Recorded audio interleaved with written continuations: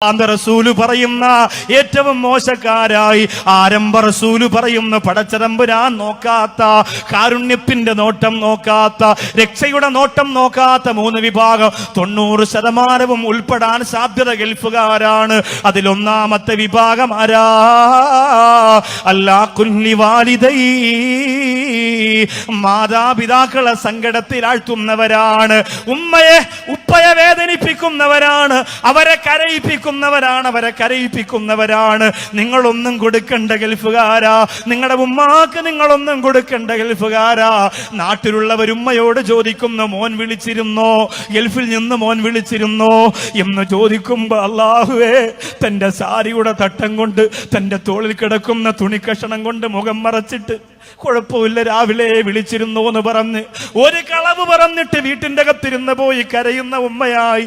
എന്റെ ഗൾഫുകാരാ, നിങ്ങളുടെ ഉമ്മ മാറാൻ പാടില്ല. ഉമ്മ നിങ്ങളെ എങ്ങനെയോ കാണട്ടെ, പിണങ്ങട്ടെ, കുറ്റപ്പെടുത്തട്ടെ, സ്ഥാനം തരാതിരിക്കട്ടെ.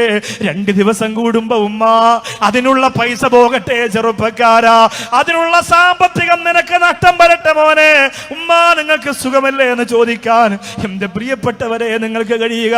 കരളിന്റെ കൽബിന്റെ ഒരു കഷണമായിട്ട് എന്റെയും നിങ്ങളുടെയും വാപ്പയും ഉമ്മയും മാറണം ഗൾഫുകാരാ. ഉമ്മാരെ ദുആ കൊണ്ടല്ലാതെ ഒരു ഗൾഫുകാരനും ഇന്ന് വരെ രക്ഷപ്പെട്ട ചരിത്രമില്ല. പ്രിയപ്പെട്ടവരെ, നിങ്ങൾ ആദ്യമായി നിങ്ങളുടെ വീട്ടിൽ നിന്നിറങ്ങിയ രംഗം നിങ്ങൾ ചിന്തിച്ചിട്ടുണ്ടോ? അന്ന് നിങ്ങൾ പെണ്ണ് കെട്ടിയില്ല, അന്ന് നിങ്ങൾക്ക് മക്കളില്ല, അന്ന് നിങ്ങൾ വീട് വെച്ചില്ല, അന്ന് നിങ്ങൾ പെട്ടികെട്ടുമ്പോ വീടിന്റെ അകത്തിരുന്ന് കരഞ്ഞ ഉമ്മയെ മറക്കാൻ ഇന്ന് സുന്ദരിയായ പെണ്ണിനെയും മക്കളെയും കിട്ടിയപ്പോ എങ്ങനെ കഴിയുന്നു പ്രവാസികളെ? ആദ്യമായി നിങ്ങൾ ഗൾഫിലേക്ക് വരുമ്പോ രാത്രി എഴുന്നേറ്റിരുന്ന് ഉമ്മച്ചി ദുആ ചെയ്തു, അല്ലാ എന്റെ പൊന്നുമോന് കടലിനക്കരെ പോവുകയാണ്, നീ കാത്തുകൊള്ളണം തമ്പുരാന്. ആ ദുആയാണ് ബഹ്റൈനിൽ നീ കഴിക്കുന്ന ഭക്ഷണത്തിന്റെ രുചി എന്ന് തിരിച്ചറിയാൻ. വൈകിപ്പോവല്ലേ എന്റെ പ്രിയപ്പെട്ടവരെ, വൈകിപ്പോവല്ലേ. ഇന്ന് നീ കല്യാണം കഴിഞ്ഞു, മക്കളായി, മക്കളൊക്കെ ഇവിടെ കൊണ്ടുവന്ന് ഇവിടെ ചേർത്ത് ഇവിടെ പഠിപ്പിക്കുന്നു. പക്ഷേ ആ ഉമ്മയോട് വല്ലപ്പോഴും ഒന്ന് വിളിച്ചിട്ട് സുഖമാണോ എന്ന് ചോദിക്കാൻ നേരമില്ലാത്ത അവസ്ഥ വന്നു പോവല്ല പെങ്ങളെ, ചെറുപ്പക്കാരാ. ഒരു ക്ലിപ്പ് കണ്ടല്ലോ, തന്റെ പ്രിയപ്പെട്ട ഉമ്മയോടും ഭാര്യയോടും യാത്ര പറഞ്ഞ് ജോലിക്ക് പോകുന്ന പ്രിയപ്പെട്ട ഭർത്താവ് എല്ലാ ദിവസവും മടങ്ങി വരുമ്പോ തളർന്ന് ക്ഷീണിച്ചു കിടക്കുന്ന ഉമ്മയുടെ ശരീരത്ത് മുറിവുകൾ. ഇതെങ്ങനെ സംഭവിക്കുന്നു എന്നറിയാൻ ഭാര്യയോട് ചോദിച്ചിട്ട് മറുപടിയില്ല. ഭാര്യ ഒരു പ്രത്യേക സ്വഭാവക്കാരിയാണ്. അവസാനം ഭാര്യ അറിയാതെ ഒരു ക്യാമറ വീട്ടിൽ ഫിറ്റ് ചെയ്തു. ഇപ്പൊ ക്യാമറയ്ക്ക് സുലഭമാണല്ലോ. അത് ഫിറ്റ് ചെയ്തിട്ട് പിറ്റേന്ന് ഭർത്താവ് ഇതുപോലെ രാവിലെ യാത്ര പറഞ്ഞു പോയി വൈകുന്നേരം വന്ന് നോക്കുമ്പോ അല്ലാഹുവേ, തന്റെ പ്രിയപ്പെട്ട ഭാര്യ തന്റെ ഉമ്മയെ ചെയ്യുന്ന ക്രൂരതകൾ ആ ക്യാമറയിലൂടെ കണ്ട് പൊട്ടിക്കരഞ്ഞു പോയി. വെള്ളം ചോദിക്കുന്ന ഉമ്മാടെ വാക്യകത്ത് പാത്രം കൊണ്ട് ഇടിക്കുകയാണ് പ്രിയപ്പെട്ട ഭാര്യ. അല്ലാഹുവേ, എഴുന്നേറ്റ് നടക്കാൻ പോലും കഴിയാതെ കട്ടിൽ കിടക്കുന്ന പ്രിയപ്പെട്ട ഉമ്മയെ കാലുകൊണ്ട് ചവിട്ടി തറയിലിട്ട് തൊഴിക്കുകയാണ് പ്രിയപ്പെട്ട ഭാര്യ. ആ സഹോദരൻ ചങ്കുപൊട്ടുകയാണ്. എങ്ങനെ സഹിക്കാൻ പറ്റൂ എന്റെ ഗൾഫുകാരാ, എങ്ങനെ സഹിക്കാൻ പറ്റൂ എന്റെ ഗൾഫുകാരാ. തിരുവനന്തപുരം ജില്ലയുടെ ഭീമാപ്പള്ളിയിൽ ഒരു ദിവസം ചാനലുകാർ മുഴുവനും വന്ന് ഒരു ഉമ്മയുടെ ചുറ്റും കൂടി. ആ ഉമ്മയോട് ചോദിച്ചു, ഉമ്മ നിങ്ങൾ എങ്ങനെയാണ് ഇവിടെ എത്തിയത്? അറിയില്ല മക്കളെ, അറിയില്ല. എന്റെ പൊന്നുമോനും നില കൊണ്ടുവന്നതാണ്. ഉമ്മാക്ക് ഭീമാപ്പള്ളി കാണണ്ടേ എന്ന് പറഞ്ഞ് ഗൾഫിൽ നിന്ന് വന്നപ്പോ അവൻ വാങ്ങിയ പുതിയ വാഹനത്തിന്റെ അകത്ത് എന്നെ കയറ്റി കൊണ്ടുവന്നതാണ്.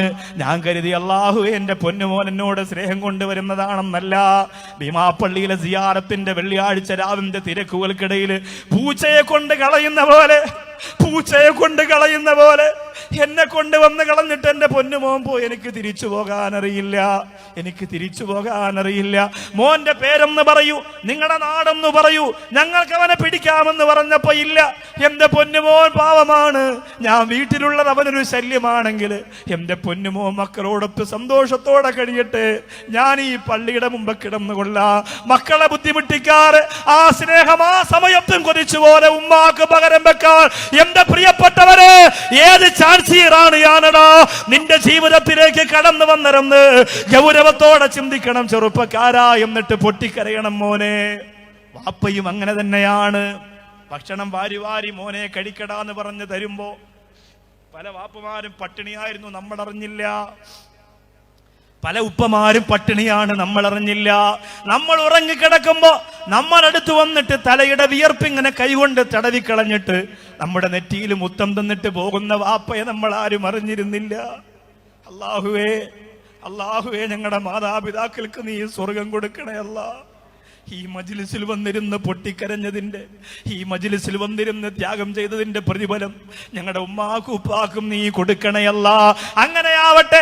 ബാക്കി രണ്ട് വിഭാഗത്തെ പറയുന്നതിന് മുമ്പ് അങ്ങനെയാവട്ടെ ചെറുപ്പക്കാരാ.